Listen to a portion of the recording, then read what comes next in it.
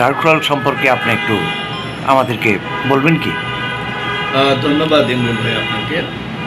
Dark world নামেই একটু বোঝা যাচ্ছে যে এটা একটু ডার্ক টাইপের গল্প। এটা আমার প্রথম অ্যাকশন থ্রিলার, একটা মানে ফুল প্যাকেজ বলা যায়। এটা একটা বিনোদন নির্ভর অ্যাকশন প্যাকড সিনেমা, প্রচুর বিনোদন আছে এবং মানে মানুষ এন্টারটেইন হবে এই ছবি দেখে। আচ্ছা, আপনি তো মূলত রোমান্টিক ছবির নির্মাতা। অ্যাকশন ছবি নির্মাণ করতে এসে আপনাকে কোনো প্রবলেমের মুখোমুখি হতে হয়েছে? না, আমার কাছে কোনো প্রবলেম মনে হয় না। আসলে এটাও আমি সবসময় আসলে গল্প বলি, তো গল্প বিভিন্ন রকমের হয়, বিভিন্ন রকমের গল্প বিভিন্নভাবে বলতে হয়। কিছু গল্প প্রেমের, কিছু গল্প সমাজের, কিছু গল্প পরিবারের। তো এই গল্পটাও একটা সামাজিক সমসাময়িক একটা গল্প। সেই গল্পকে বলতে গিয়ে কিছু অ্যাকশন এসেছে এবং কিছু গ্রে ক্যারেক্টার এসেছে। তো সমস্যা তো কিছু নেই, আমি এনজয় করেছি ছবিটা বানাতে গিয়ে। আচ্ছা, আপনাদের তো প্রথম চিন্তাভাবনা ছিল নায়িকা থাকবে পরিমণি, তারপরে মাহি, অনেক দূর অতিক্রম করেছেন, শেষ পর্যন্ত নিয়ে আসলেন কৌশানীকে। না না না না, এটা আমার কোনো চিন্তা ভাবনা পরিমণির কে নেওয়ার ছিল না এবং পরিমণির সাথে আমি আসলে কখনো যোগাযোগও হয়নি এই বিষয় নিয়ে। মুন্নার একটা স্বপ্ন ছিল, সেটা সে আমাকে কখনো বলে না। আচ্ছা, সেটা সে একটা ইন্টারভিউতে বলছে, যে এটা এখন আপনাকে বললো। কিন্তু আমার মাথায় মাহি ছিল, যেহেতু মাহির সাথে অনেক কাজ করেছি। তো মাহি আসলে এই ছবিটা করতে এসে যখন মানে একটা ইন্টারভিউকে কেন্দ্র করে আর কি ভুল বোঝাবুঝি হয়েছে, তারপর মাহি ছবিটা থেকে সরে দাঁড়িয়েছে। এরপর আমি ভাবলাম যে তাহলে কাকে নিয়ে কাজ করা যায়।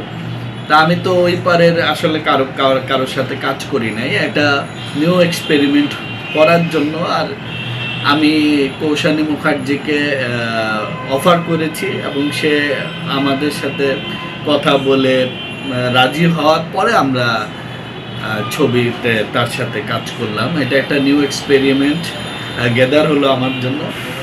এটা আমার মনে হয় যে ভালোর জন্যই হয়। অভিজ্ঞতাটা কি ইতিবাচক না নেতিবাচক? অবশ্যই ইতিবাচক অভিজ্ঞতা। কৌশানীকে পর্দায় দেখলে আপনার মানে আমার ভালো লেগেছে, এখন আশা করি দর্শকদেরও ভালো লাগবে। এবং কৌশানীকে তো এই বাংলায়ও অনেকে পছন্দ করে। আশা করি এটা বোধহয় কৌশানীর প্রথম ছবি রিলিজ হতে যাচ্ছে, যদিও উনি আরও একটা ছবি করে রেখেছেন যেটা রিলিজ হয়নি এখনো। তো প্রথম ছবি আমারটা রিলিজ হতে যাচ্ছে কৌশানী মুখার্জি। আপনার পরবর্তী কোনো প্রজেক্টে কৌশানী কি আছে? আই ডোন্ট নো, আমার হতেও পারে। কৌশানীর সাথে আমার কাজের এক্সপিরিয়েন্স ভালো। আমরা অলরেডি চিন্তা করেছি। আমার তো শাকিব ভাইকে নিয়েও কাজ করার ইচ্ছা। যদি শাকিব ভাই কৌশানী মুখার্জি হয়, খারাপ কি? নতুন কোনো পরিকল্পনা তাইলে এই ধরনের আছে? না, পরিকল্পনা এখনো নাই, আমার মাথায় আছে। যদি ওই ধরনের কোনো প্রযোজক পাই আমি, আসলে তো শাকিব ভাইয়ের সাথে প্রজেক্ট করতে হলে তো একটা বিশাল ইনভেস্টমেন্টের ব্যাপার, এবং শুধু ইনভেস্টমেন্ট হলেই হবে না, সেই ধরনের একটা প্ল্যানিংয়েরও ব্যাপার আমার মাথায় তো আছে। দেখি আসলে কি করা যায়, কি হয়। আচ্ছা, ডার্ক ওয়ার্ল্ড ছবির নাম, আপনি কি ডার্কের ভিতরে চলতে বেশি পছন্দ করেন? না, আমার ব্যক্তিগত জীবনে আসলে ডার্কনেস নাই বললে চলে। আপনারা সবাই এটা জানেন। আমি রং পছন্দ করি, হ্যাঁ, কিন্তু যে গল্পটা আমি বলেছি সেই গল্পটা ডার্কের। আচ্ছা, আপনি বললেন যে মাহির সঙ্গে অনেকগুলি কাজ করেছেন, আপনার খুব ভালো সম্পর্ক। এর চাইতে অনেক বেশি কাজ করেছেন আপনি শাবনূরের সঙ্গে। আপনি কি তাকে নিয়ে কোনো পরিকল্পনা করছেন? না, শাবনূরের সাথে মাহির সাথে সেম কাজই করেছি। পাঁচটা তো শাবনুরের সাথে একটা পরিকল্পনা ছিল, অনেক সময় আমার মাথায় ছিল যে 2 নয়নের আলো 2 বানাবো আমি, এটা আপনারা জানেন। বানানোর ইচ্ছা ছিল, প্ল্যানিংও ছিল, কিন্তু এই স্ক্রিপ্টের কাজও আমি গল্পকারদের সাথে আমি সেটা এটা নিয়ে বসেও ছিলাম, কিন্তু পরে ভাবলাম আসলে শাবনূরকে নিয়ে, শাবনূর তো এখন আসলে একটা মানে কি বললো কিংবদন্তির পর্যায়ে চলে গেছে। কিংবদন্তি তো অবশ্যই। হ্যাঁ সেটাই, এখন যদি ওনাকে নিয়ে ওই রকম কোনো প্রজেক্ট না করা যায় তাহলে আমার উপর ব্লেম আসবে ওনার ইমেজ নষ্ট করার দায়। তা আমি সেই রিস্কটা এখনো নিতে চাই না। যদি ওনার ইচ্ছা হয় কখনো ছবির প্রতি যদি ফিট হয়, আগ্রহ বাড়ে, এবং আমিও সেরকম যদি গল্প দাঁড়া করাতে পারি এবং সেই রকমভাবে বলতে পারি, বলার স্কোপটা পাই, তাহলে অবশ্যই কেন না, শাবনূরকে নিয়ে কাজ করার ইচ্ছা সবসময় থাকে। আচ্ছা, ডার্ক ওয়ার্ল্ড সম্পর্কে আপনি আর কিছু বলবেন?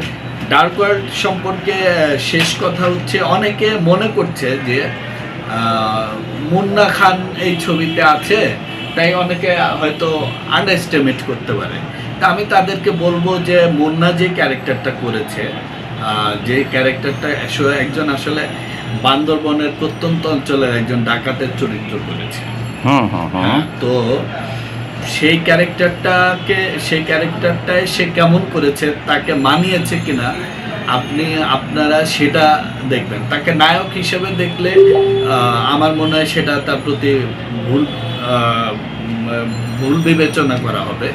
সে, আমি যে চরিত্রটা তাকে দিয়ে করিয়েছি সেটা আমার মনে হয় সে ভালো করেছে, সুন্দর করেছে, এবং পুরো ছবিটা দেখলে কখনো তাকে মানে আপনারা এই মানে অনেকে আমি দেখি ফেসবুকে আমাকে লেখে যে কেন আমি তাকে নিয়ে কাজ করতে গেলাম, তো তখন আর কি বুঝবেন শুধুই যে সে প্রডিউসার বলেই কাজটা হয়েছে তা না।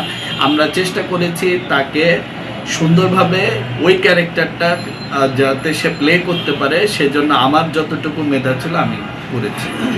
ধন্যবাদ মোস্তাফিজুর রহমান মানিক। ধন্যবাদ আপনাকে।